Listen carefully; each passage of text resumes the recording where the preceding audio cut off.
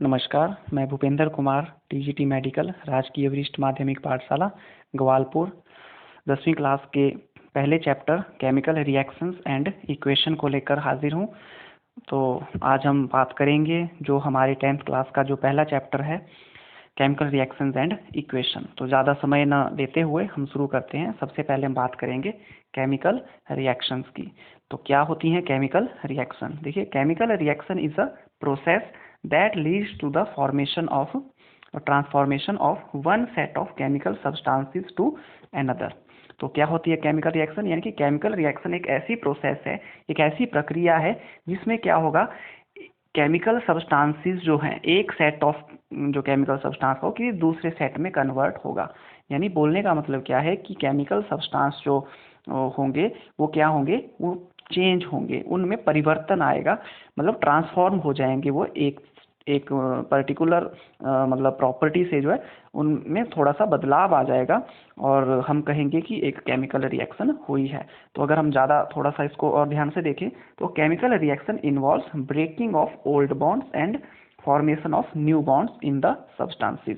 देखिए, जो chemical reaction जो होती है उसमें एक्चुअल में होता क्या है, जैसे कि मैंने अभी बात की कि क्या होगा कि जो केमिकल सब्सटेंसेस होंगे दे अंडरगो सम ट्रांसफॉर्मेशन, उनमें कुछ ट्रांसफॉर्मेशन होगी। और ट्रांसफॉर्मेशन जो होती है वो किस कारण होती है?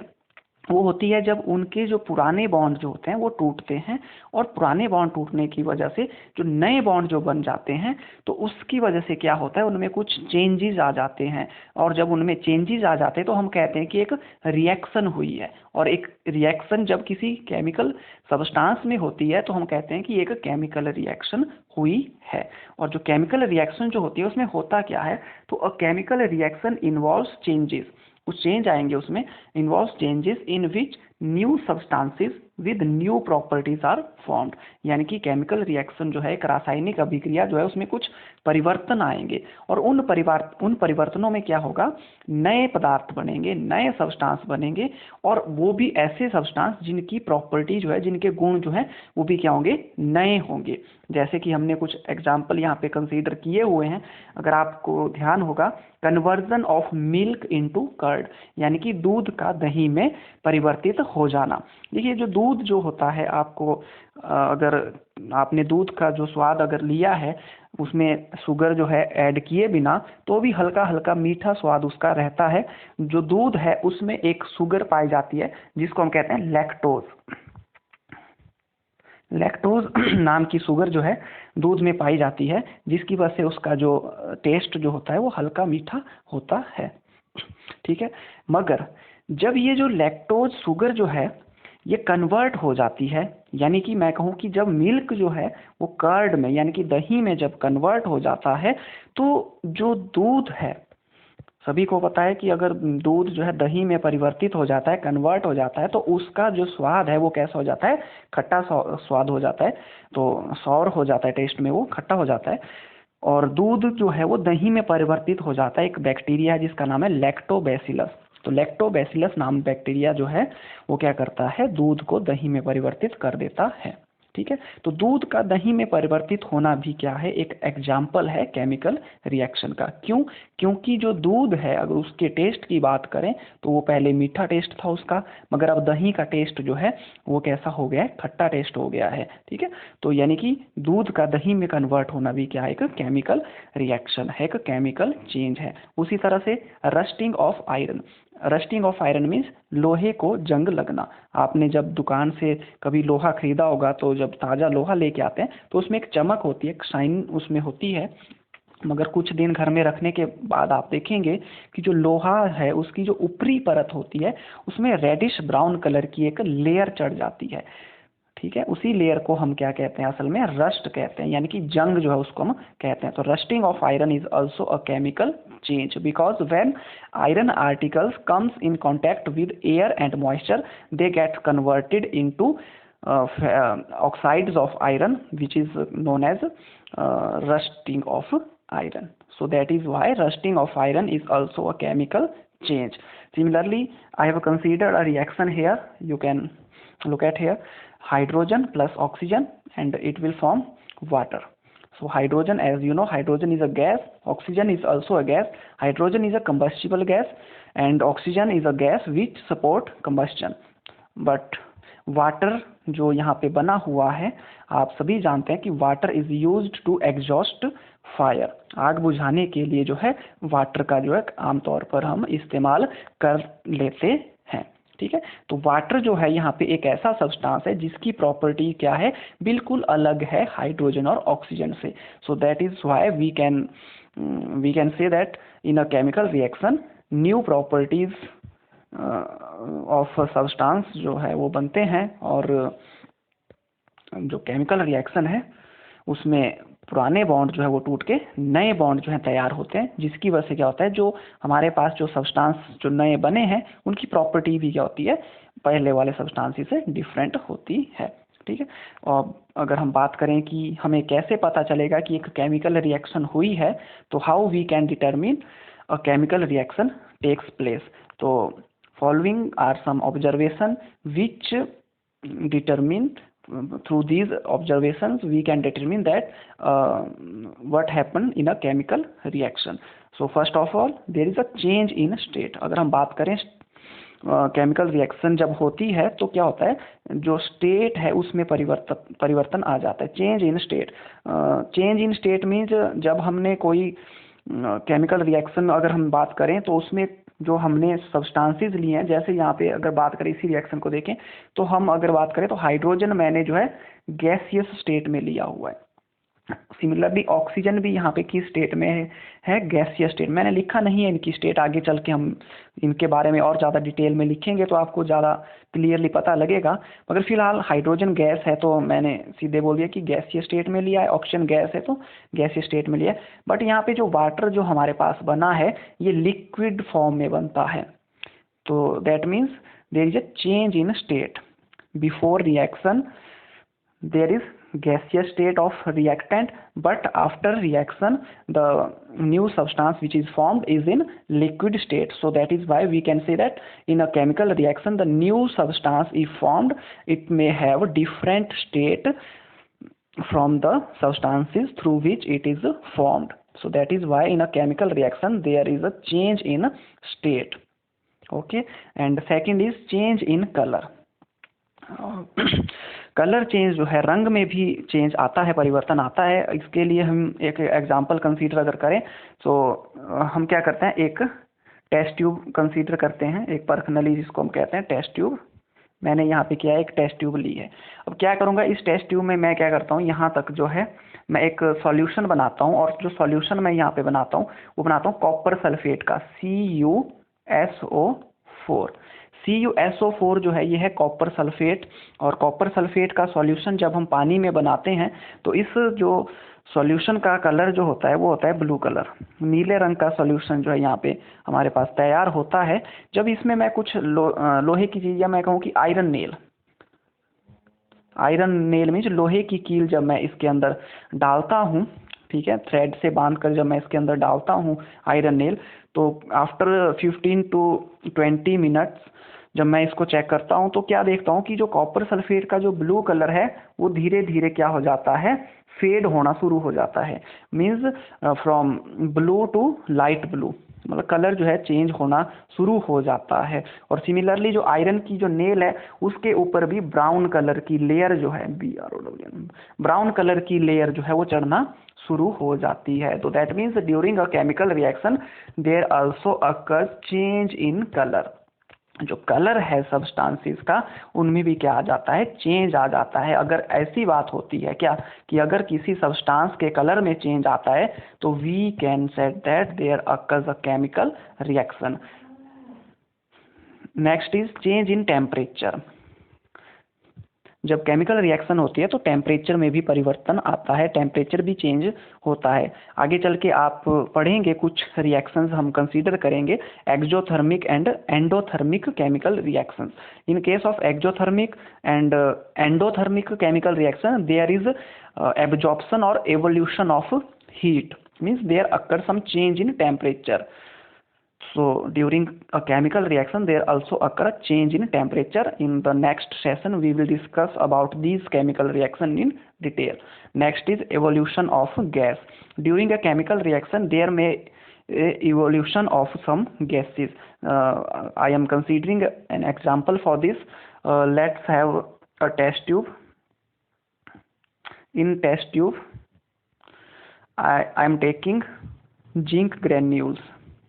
Zinc is a metal, and when I am putting zinc granules in this test tube, after putting zinc granules, I am using dilute hydrochloric acid, dilute HCl.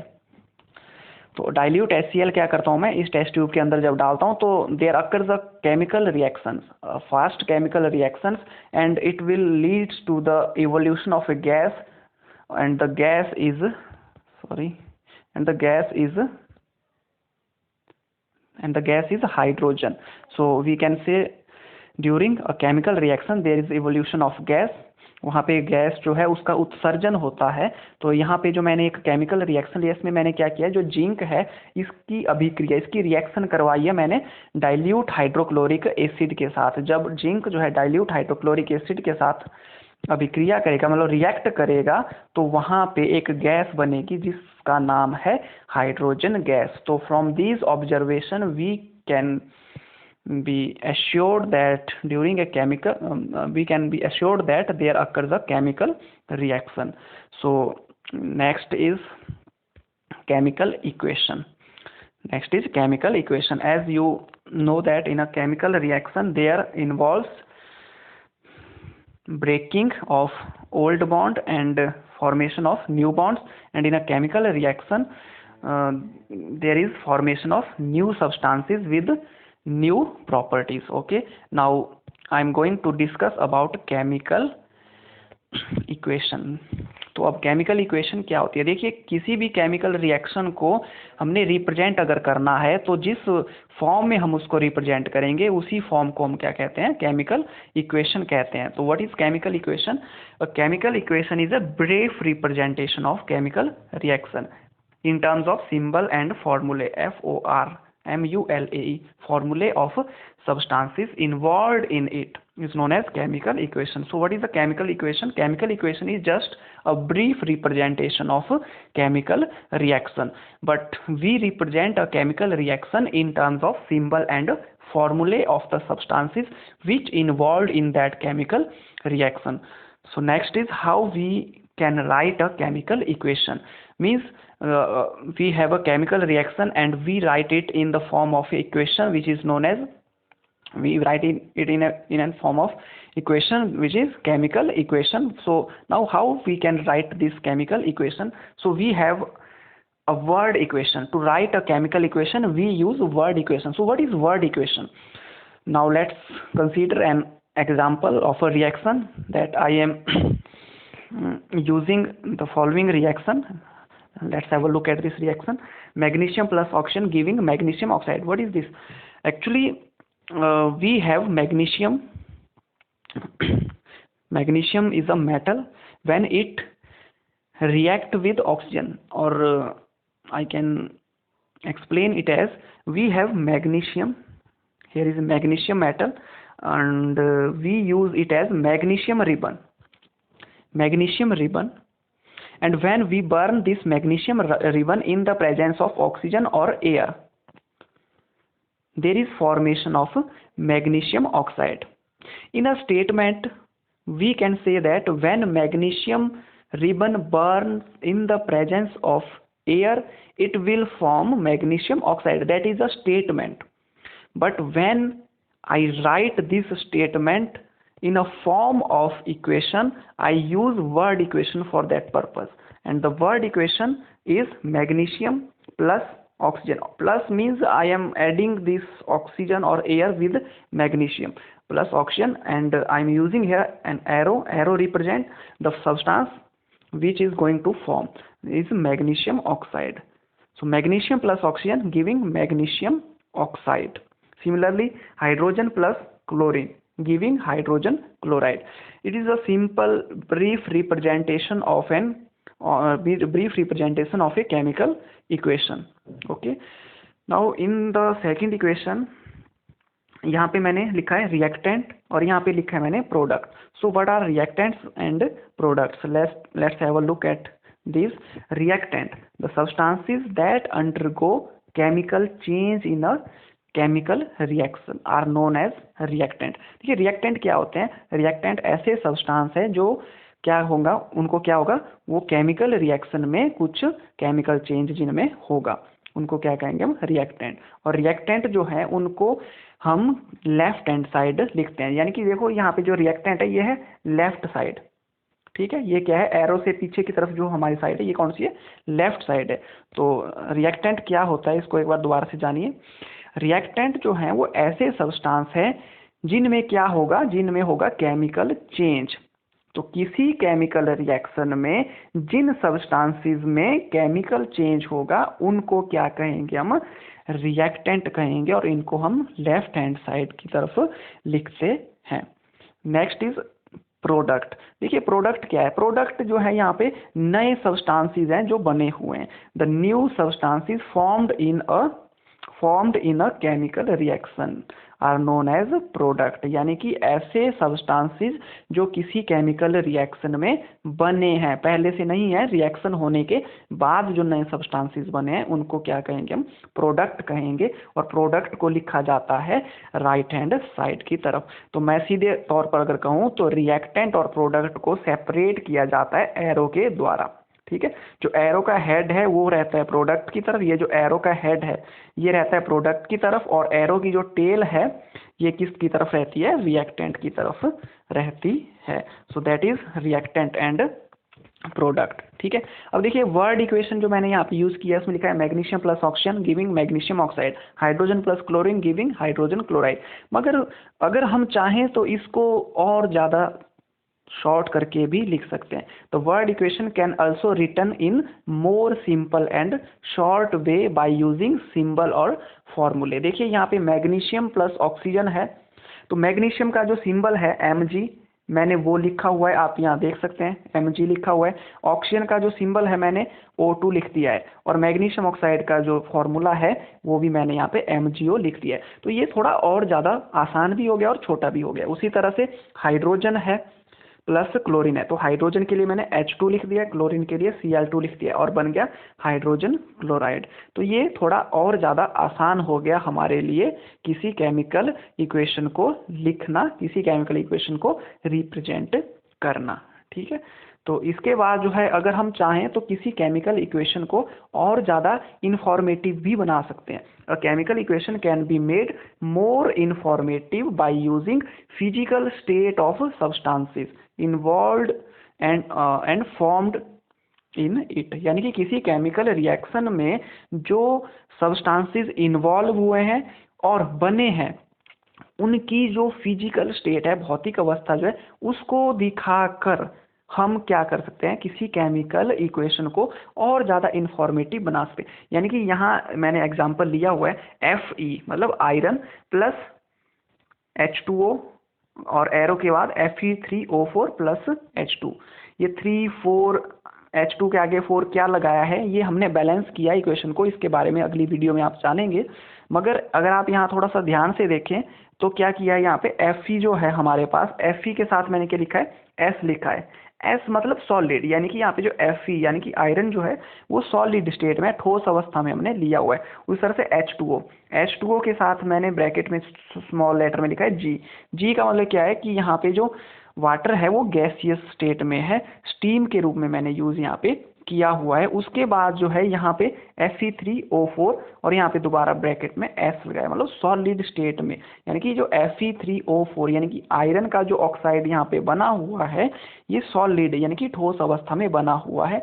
और हाइड्रोजन जो है यहाँ मैंने G लिखा हो, यानी कि ये गैसियस स्टेट में यहाँ पे बनी हुई है. तो इससे क्या है, इस क्वेश्चन से हम समझ सकते हैं कि जब हम सॉलिड आयरन को स्टीम के साथ अभिक्रिया करवाते हैं, रिएक्ट करवाते हैं, तो आयरन का ऑक्साइड जो है वो सॉलिड फॉर्म में बनता है और साथ में हाइड्रोजन गैस निकलती है. तो इससे थोड़ी और ज़्यादा इंफॉर्मेटिव हो गई हमारी केमिकल इक्वेशन.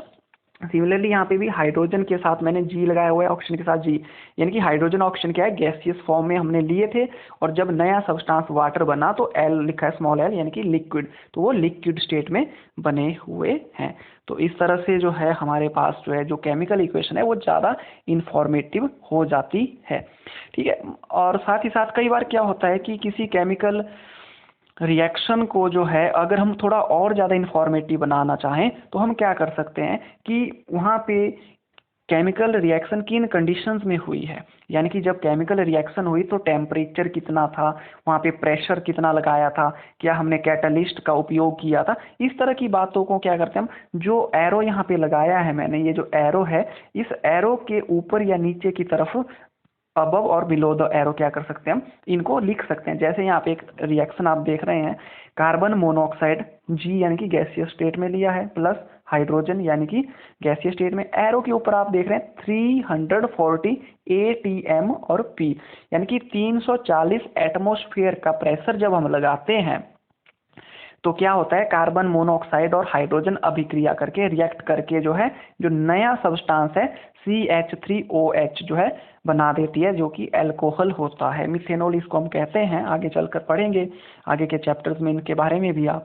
मगर एक नया सब्सटेंस जो बना हुआ है, मगर ये जो रिएक्शन हुई है किन कंडीशंस में हुई है, मतलब टेम्परेचर प्रेशर की कंडीशन क्या थी, उनको भी हम एरो के ऊपर या नीचे की तरफ दिखा सकते हैं, जिससे क्या होता है, जिससे हमारी जो रिएक्शन है वो ज़्यादा इंफॉर्मेटिव हो जाती है।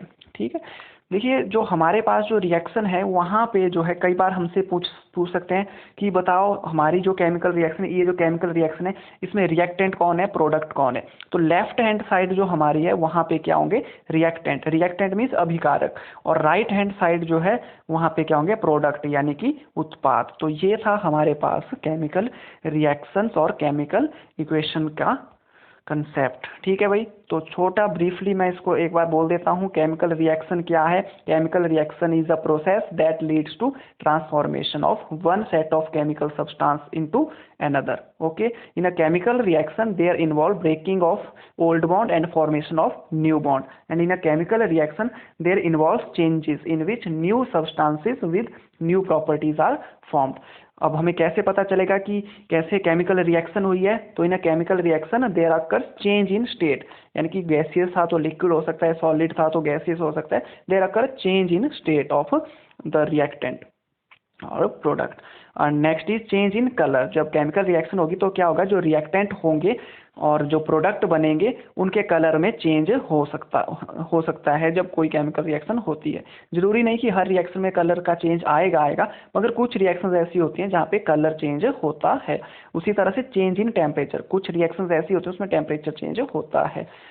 Next is evolution of gas, तो कुछ रिएक्शंस ऐसी हैं जब वो होती हैं तो गैस निकलती है, गैस की इवोल्यूशन होती है। फिर उसके बाद केमिकल रिएक्शन को किस तरह से हम रिप्रेजेंट करते हैं, उसकी रिप्रेजेंटेशन को ही हम क्या कह देते हैं, केमिकल इक्वेशन, और इसके लिए हम सिंबल और फॉर्मूले यूज करते हैं जो सब्सटेंसेस यहाँ पे यूज हुए हैं और बने हुए हैं। ठीक है, फिर हम केमिकल इक्वेशन को लिखेंगे कैसे, तो हम लिखते हैं इसको वर्ड इक्वेशन के रूप में। वर्ड इक्वेशन में हम क्या करते हैं, वर्ड इक्वेशन में हम वर्ड लिखेंगे मैग्नीशियम ऑक्सीजन, और यहाँ पे एरो लगा के magnesium oxide, hydrogen chlorine, hydrogen chloride.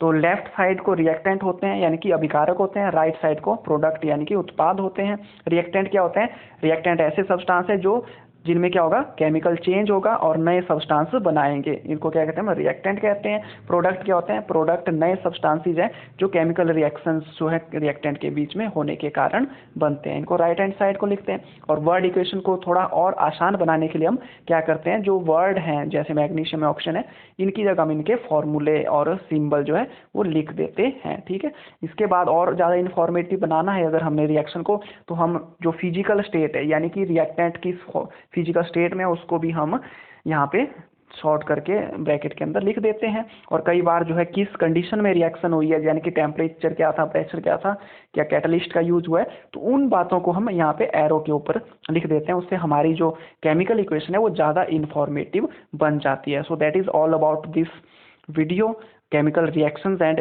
equation. In next video we will discuss about how we can balance chemical equation and why we balance a chemical equation. तो अगली video में हम इसकी बातें करेंगे, तब तक के लिए जो पढ़ा है इसको ध्यान से करें और